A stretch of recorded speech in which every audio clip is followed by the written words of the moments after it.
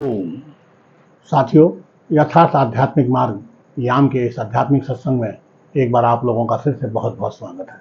मैं हूं प्रवीण। साथियों, हम यहाँ पर सांसारिक विषयों पर आध्यात्मिक दृष्टिकोण से सत्संग करते हैं। साथियों, एक नाम है ईश्वर। इस संसार में शायद ही कोई ऐसा मनुष्य हो जो इस नाम से परिचित ना हो। ईश्वर का क्या मतलब है? कौन है ईश्वर? कहां रहता है? एक प्रश्न है। साथियों, भगवान का एक नाम ईश्वर भी है। ईश्वर। साथियों, ईश्वर भगवान को हम लोग क्यों कहते हैं? ये एक प्रश्न है। इसको समझिए। ईश्वर में ई और स्वर दो शब्दों से मिलकर बना है। ई उस परमात्मा का द्योतक है। उस परमात्मा को अंकित करता है, उसकी तरफ संदेश देता है कि वो ई ईश्वर के लिए द्योतक है।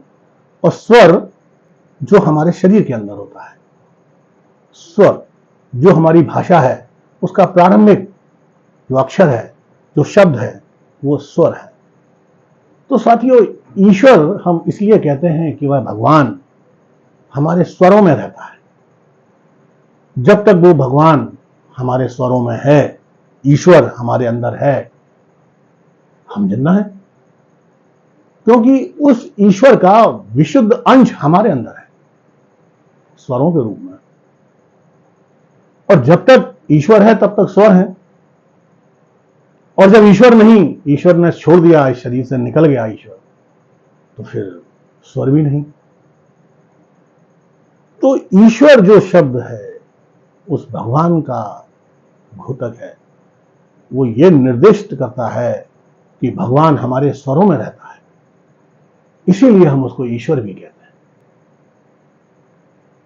वैसे तो भगवान के अनेकों नाम हैं, तो वह ईश्वर वो सबूत है जो ये सिद्ध करता है कि वो सत्ता बाहर नहीं है। बाहर जो भी है सब उसी का बनाया हुआ है, सब उसी ने बनाया है। लेकिन वास्तव में वो जो भगवान है, वो सत्ता है जो संपूर्ण ब्रह्मांड को चला रही है, अनेकों ब्रह्मांडों को चला रही है, वो हमारे भीतर ही है, हमारे स्वरों में है, हमारे सुरों में है, हमारे शरीर में है। इसीलिए उसका एक नाम ईश्वर है। तो साथियों, आज यहीं पर विश्राम लेते हैं। इसी तरह की जानकारी मैं रोज आपको देता हूं। आशा है आपको अच्छा लगता होगा। यदि ऐसा है तो आप इसे लाइक करें, शेयर करें और सब्सक्राइब करें, ताकि ये ज़्यादा से ज़्यादा लोगों को पता चल सके।